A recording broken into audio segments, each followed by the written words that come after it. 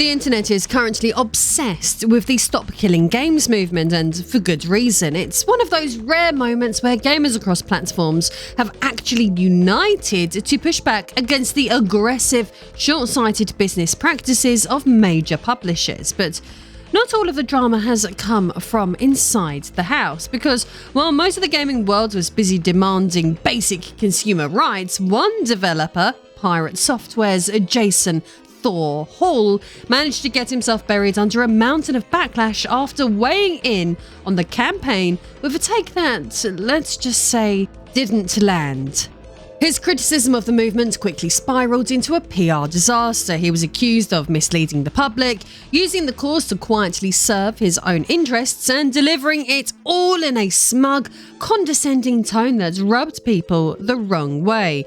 His calm but smarmy delivery, full of vague fear-mongering technical half-truths, and a tone that suggested he always knew better than everyone else, turned audiences off fast. In the eyes of many, he went from advocate to opportunist practically overnight. But here's the thing.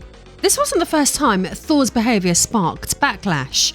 While the Stop Killing Games debacle marked a shift in how the internet saw him, it didn't come out of nowhere. If you rewind back more than half a decade, there's another incident, one that's mostly faded from memory but now feels strangely familiar in hindsight. Even back then, Thor was already shaping narratives that cast himself as morally and intellectually above the critics.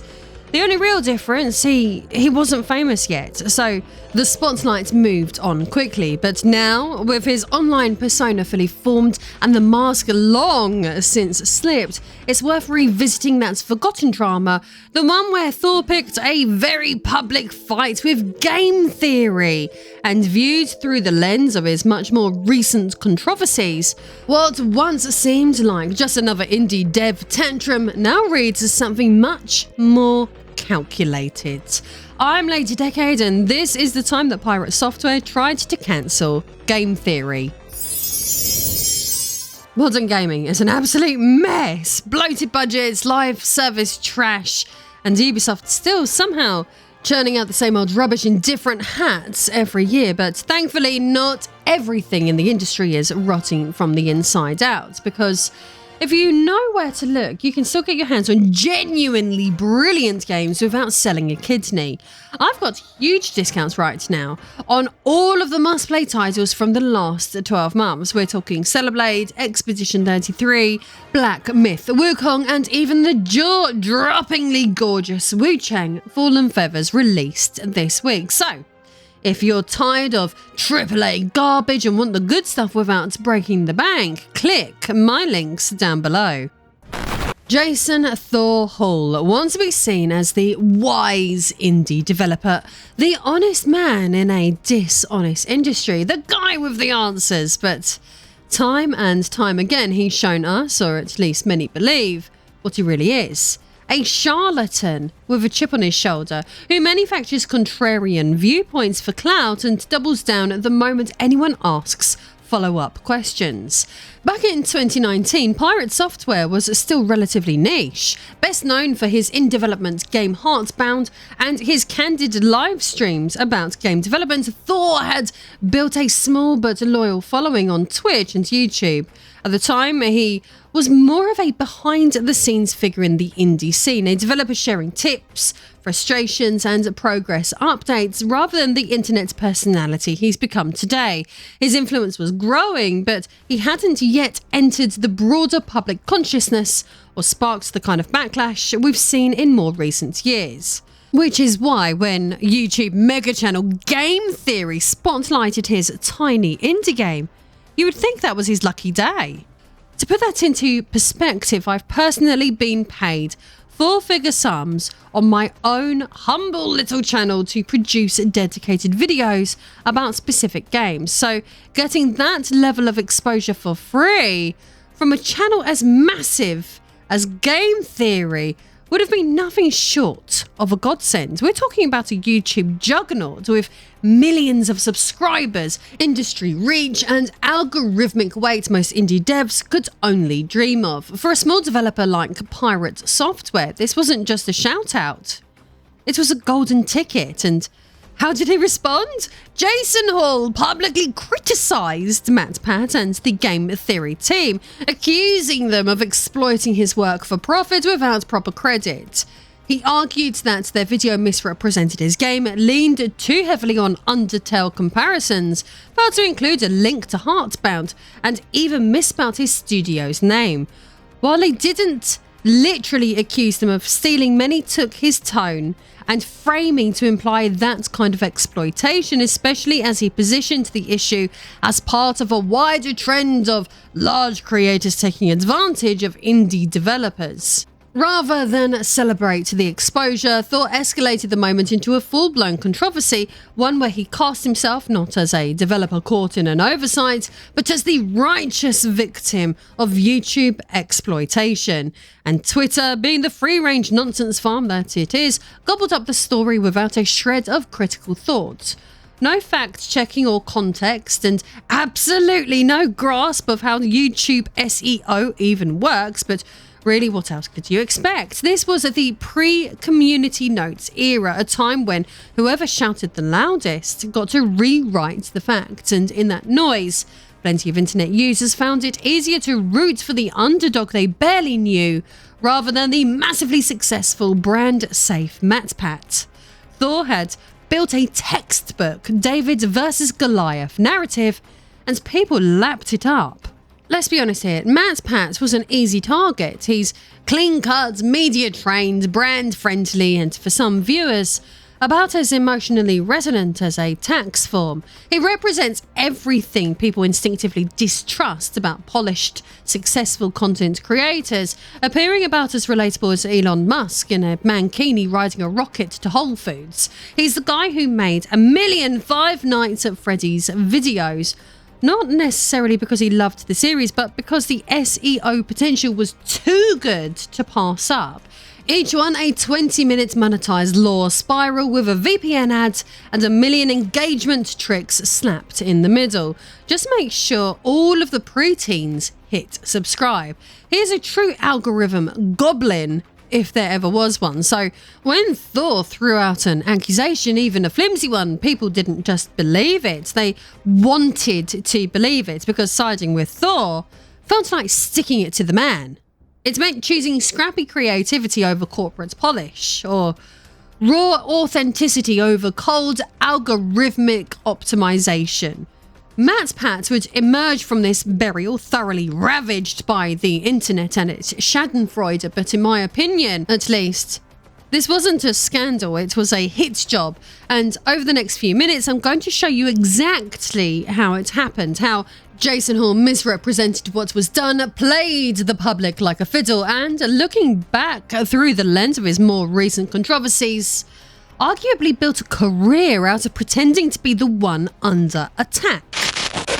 So let's rewind to the very beginning, the 3rd of January 2019, the day that GT Live, the live streaming arm of game theory, played an early access indie title called Heartbound. The stream's thumbnail was bold, maybe even a little cheeky, the best game since Undertale, a title obviously designed to provoke clicks, stir discussion, and ride the algorithmic wave of anything even vaguely associated with Toby Fox's cultural juggernaut. The video didn't just hint at comparisons, it practically begged for them. Most of the tags attached were related to Undertale, Deltarune, or Toby Fox himself. Out of 16 tags, only 4 were directly connected to Heartbound or its developer. There was no Steam link in the description, and to top it off, the developer's studio was incorrectly listed as Pirate Games rather than Pirate Software. Sloppy? Absolutely, but malicious? No. Not really. This wasn't some calculated attempt to erase a developer's identity. It was a typical low-effort YouTube SEO. The kind of thing that happens when a channel's uploading hundreds of videos a year, bulk tagging each for search visibility, and moving on to the next one before the first thumbnail has even finished rendering. And here's the part the critics and Jason Thor Hall himself either didn't understand or deliberately chose not to acknowledge. This is standard practice. For big channels like Game Theory, leaning on trending keywords to pull viewers into lesser-known titles is just how the system works. Like it or not, that's how you get people to actually click on indie game content, and in Heartbound's case, it did exactly that. The stream itself was entirely positive. The hosts praised the game, there was no mockery, there was no dunking, none of this is a bootleg Undertale commentary, just honest, upbeat coverage. And in the days that followed, Heartbound saw a noticeable uptick in visibility on both YouTube and Steam, the kind of boost indie devs dream of getting, but Jason Thorhall, the developer behind Pirate Software, wasn't flattered. He was furious, and before long, that frustration would spill over into one of the most dramatic indie dev versus content creator blow-ups in recent memory. Channeling his besmirchment, Hall opted for the theatrical route. Within days of the Heartbound stream, he took to Twitter and unleashed a scathing thread aimed directly at Game Theory. And I don't mean one or two curt tweets. I mean receipts out the bag, accompanied by a full-blown woeful developer monologue on his website. The central accusation was that the GT livestream had confused his game Heartbound with Undertale, not just in tone, but in authorship. According to Hall, enough viewers had thought he was Toby Fox that it triggered a wave of emails asking how long he'd been working on Deltarune or why he'd left that project to make Heartbound. In the open letter on his website, he described it as an identity crisis, lamenting that his artistic voice had been effectively erased by Game Theory's click-chasing presentation. But here's the thing, Heartbound has been compared to Undertale since day one. Hall knew this, he'd addressed it before, publicly and without issue. In fact, he referred to it in this letter. He referred back to 2016, writing, "A number of people also attacked us, saying we were ripping off Undertale. I reached out to Toby Fox. He said Heartbound reminded him of Secret of Evermore and Mother 3, and that there's always more room for snazzy adventures in his book." So, let's be clear. Hall had already faced those comparisons, spoken to Toby Fox himself, and received nothing but encouragement. There was no outrage, no existential crisis, just perspective, a bit of humour, and a brush off. Totally fine. Until the comparison came from someone bigger than him. Suddenly, it wasn't just inconvenient, it was an injustice. The narrative flipped, not because the facts had changed, but because Hall wasn't the one controlling them anymore. And while Hall did report confusion from fans, he provided no evidence that this confusion happened at any meaningful scale. Even if a few people genuinely thought he was Toby Fox, the idea that a single popular stream could overwrite a developer's identity feels, at best, like an overreaction and, at worst, like an opportunistic melodrama. But further to his tweets, in his full open letter on his website, Hall further complained with the now infamous line, "Except I'm not Toby Fox." It reads like something between a manifesto and a breakup note, honestly. Full of wounded pride and overblown lamentation and the kind of emotionally performative flourish that indie dev Twitter eats up like gospel. He wasn't just venting, he was crafting a narrative, and it worked. The discourse quickly shifted away from the technical failings, the missing Steam link, the sloppy tags, and towards a much grander accusation that Game Theory had exploited an indie developer, that they'd hijacked the algorithm to steal visibility, that they embodied everything wrong with how big YouTubers leech off smaller creatives without giving anything back. The fact that Heartbound was receiving more attention than ever didn't seem to matter, because this wasn't about Heartbound anymore.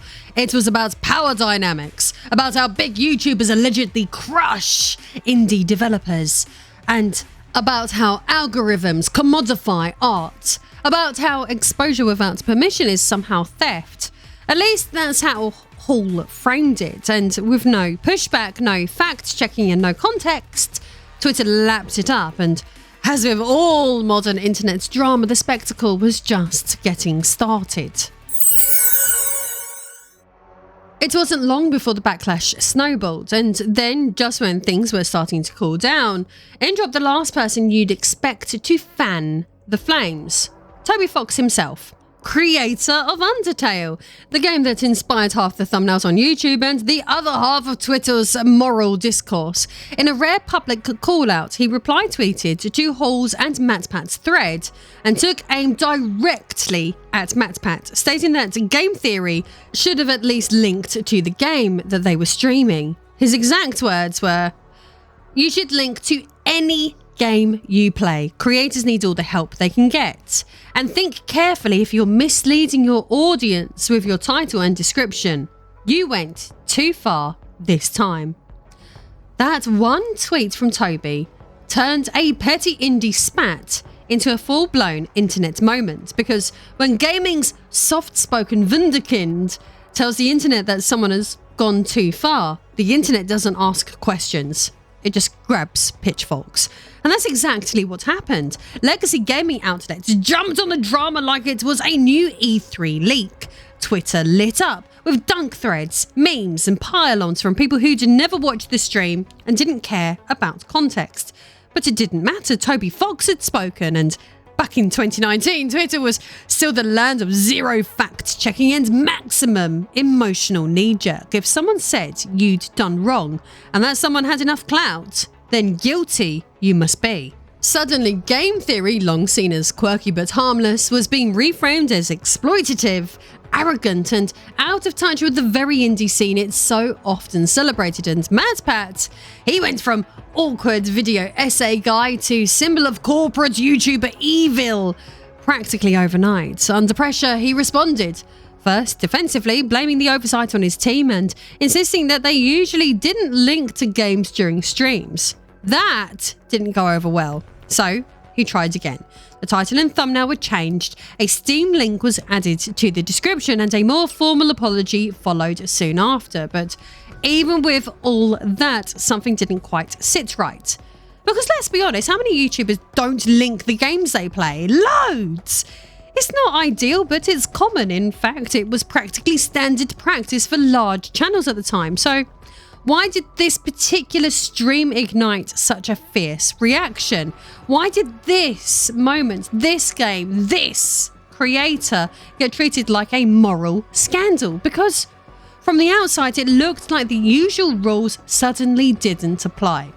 And this is when the story stops being about a game link and starts being about the man behind the outrage. By 2025, the name Jason Thor Hall, or Pirate Software, has become something of a lightning rod in gaming discourse. What began as a scrappy indie developer crying foul over YouTube SEO had evolved into a full-blown personal brand. TED Talk-style voiceovers, endless developer AMAs, and a loyal Twitch following that seemed to treat him like some kind of tech industry oracle. But the mask, of course, didn't stay on for long. Take his response to the Stop Killing Games campaign. While most of the gaming world is finally rallying around the radical idea that maybe, just maybe, you should be allowed to keep playing games you've paid for, Hall stepped in with a slick debunk video. He confidently argued that the campaign would destroy live service games, ruin indie development, and upend the legal foundation of how games are made. None of that held up under scrutiny, but that didn't matter because he sounded like he knew what he was talking about. Calm tone. Just enough technical jargon to pass as informed, delivered with the practiced cadence of someone who wasn't arguing, just clarifying. And once again, confidence was mistaken for competence. His audience followed along without reading the fine print. I watched it happen in real time. When I released a separate video defending consumer rights and highlighting a class action lawsuit in the UK against Steam, coincidentally, he had released a video around the same sort of time, covering the same lawsuits, but taking a contrarian, anti-consumer stance. As usual, back then, his narrative became the go-to counterposition, therefore, his viewers came straight for me, flooding my comments with smug rebuttals, parroting his talk points, almost word for word. The same cadence, the same tone, the same misplaced absolute certainty. Now, look, I'm not crying over YouTube drive-bys. Who gives a fuck, really? That's part of the job. But it revealed something important. Jason Hall wasn't just wrong. He was persuasive, and the more persuasive he's become, the more damage he's done, not just to discourse, but to tangible collective efforts to make the industry better. So, if you've ever wondered why that Heartbound stream in 2019 spiraled into something so much bigger than a missing Steam link, maybe it's because Jason Thor Hall was never really just upset about a bit of bad attribution. Maybe, just maybe, it was always about control and about optics, about building a reputation, even if it meant burning someone else to do it.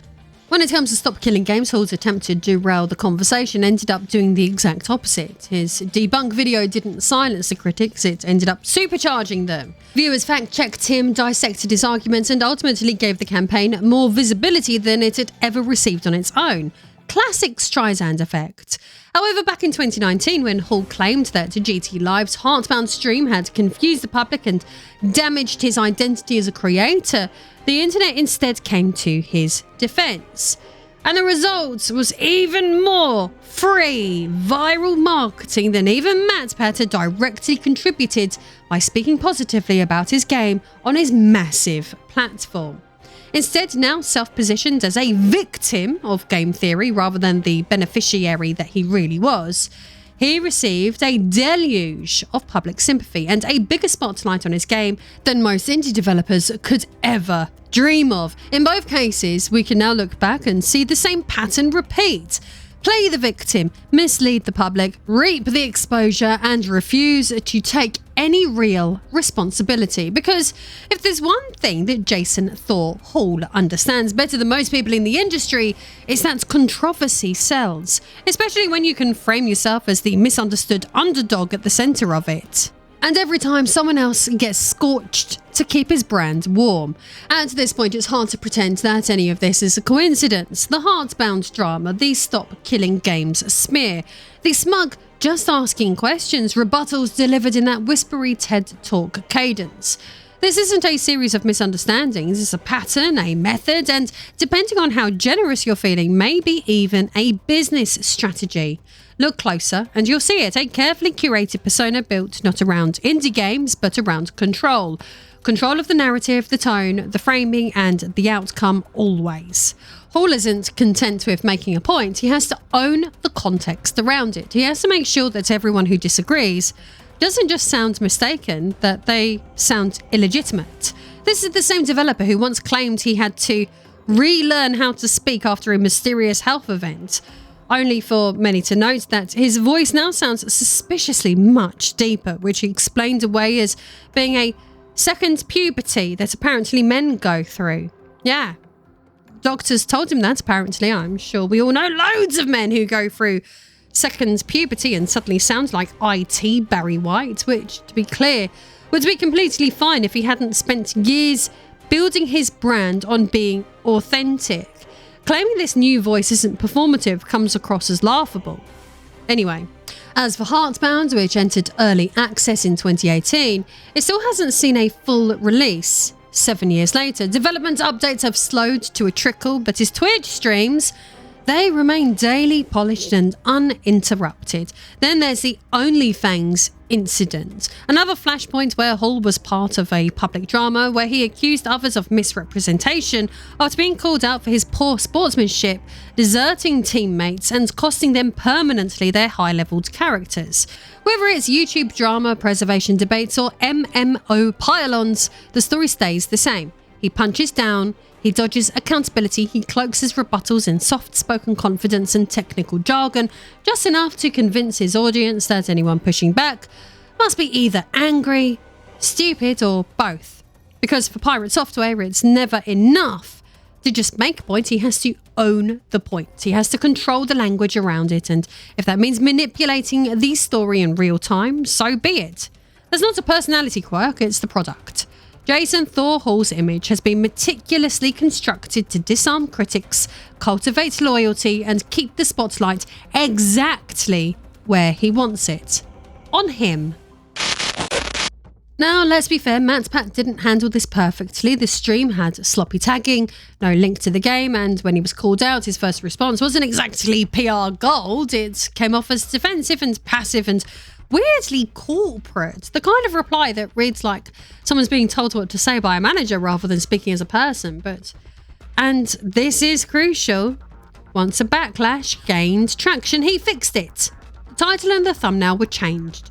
A Steam link was added, and most importantly, he issued a direct public apology. No caveats, no sorry you were offended nonsense, just a clear admission that they got it wrong, and with a promise to do better. In YouTube terms, that's practically sainthood. Now, compare that to Pirate Software, who didn't just light the fire, but threw petrol on it at every chance he got. Hall didn't approach the situation with a calm request for correction.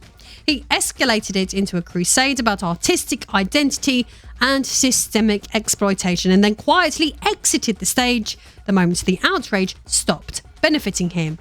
There was no follow-up, no clarification, or any kind of reconciliation, just a burst of online anger, a tidal wave of sympathetic attention, and then silence, while Game Theory's reputation took the long-term hit. Because in the end, this wasn't really about Heartbound. It wasn't about missing links or keyword stuffing or respect for the artistic process. It was about how Jason Thorhall seized a moment, hijacked a narrative, and then cast himself as a martyr for indie developers everywhere and soaking up the spotlight while someone else took the fall. MatPat made a mistake and he fixed it. Jason Hall manufactured a scandal and disappeared, leaving someone else to clean it up. Only one of those two ever tried to make anything right. Some people might look back at the Heartbound saga and shrug, because just another internet flare-up, right? A bit of indie drama that's got blown out of proportion and fizzled out once everyone moved on. But here's the thing, not everyone did move on. Plenty of YouTubers saw what happened and quietly took note.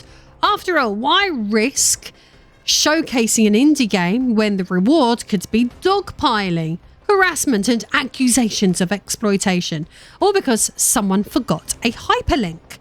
For many, the takeaway wasn't be more careful, it was maybe don't bother. And that's the real damage right there. What should have been a feel-good story, a small game getting a massive platform, turned into a cautionary tale about how good intentions can be punished if the wrong person decides to twist the narrative. Because this wasn't just one man having a public sulk, it was a blueprint, a demonstration of how easily bad faith actors can weaponize audience outrage and position themselves as righteous underdogs, all while advancing their own relevance. Meanwhile, Hall's career didn't suffer. Quite the opposite, actually. He's still streaming, still cultivating that soft-spoken image of quiet authority, still weighing in on industry topics like some kind of tech sage, with thousands of fans hanging on every word. And most of them, they've either forgotten or never knew that he once blew up a developer-friendly live stream over a tagging mistake. Let's be absolutely clear here, this wasn't a developer standing up to an injustice. This was a man setting fire to the stage just to make sure he'd be the only one in the spotlight. So, what have we actually witnessed here? A popular YouTuber played a small game, forgot a link, and got dogpiled by the internet. That's the surface. But dig deeper and you find something far more sinister. A calculated performance by a man who's made a career out of grievance, manipulation, and the quiet weaponization of trust. Jason Thorhall didn't just misunderstand what Game Theory did, he twisted it. He wasn't harmed by exposure, he leveraged it. And when people rallied around him, he used that platform not to lift up indie devs, but to polish his own brand. That strategy worked for him in 2019, but in 2025, not so much. Because now, he's the big YouTuber. He's the one with a massive audience, the sponsorship deals, the trust of thousands, and the same algorithmic power he once accused others of abusing. And this time, when the scrutiny turned on him, the narrative didn't bend so easily in his favour. The mask is off, the tactics are familiar, and suddenly the man who built his platform on calling out perceived injustice is being called out himself, and he's not handling it nearly as well. unlike Pat, who made a mistake, took responsibility and apologised, Thor's response to the Stop Killing Games backlash has been nothing short of defiant. Rather than clarify or engage with the criticism, he went viral for brushing it off, with the now infamous line, "I don't give a fuck, eat shit." Ooh, you're hard, showing off. That clip alone set the tone. Smug, dismissive and utterly unapologetic, which I must admit, I could almost like him for that. Probably the most authentic he's been for years. In his eyes, the backlash wasn't about accountability, it was about people misunderstanding his intent. He even suggested that being cast as the villain helped the campaign gain traction, framing himself as a kind of necessary martyr.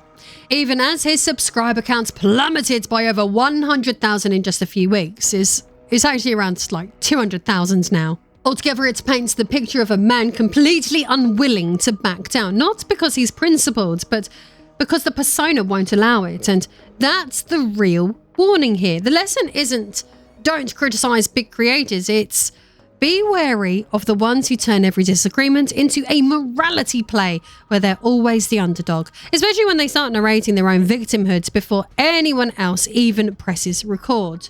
Pirate Software has never just been some scrappy indie developer standing up to YouTube injustice. From the beginning, he's been a clout chaser, kicking the ladder out from anyone else who might try to climb it and grinning while the algorithm made it rain. And don't forget, right now, I've got massive discounts on some of the best releases from the past year, including Stellar Blade, Expedition 33, Black Myth Wukong, and the absolutely stunning Wu Chang Fallen Feathers, which has just dropped this week. So, if you're fed up with AAA trash or games that never actually release, and want actual quality for less, hit the links below. Or, if you'd rather support what I do in a more personal way and get access to my behind-the-scenes cosplay library and more, become a backer over on Patreon.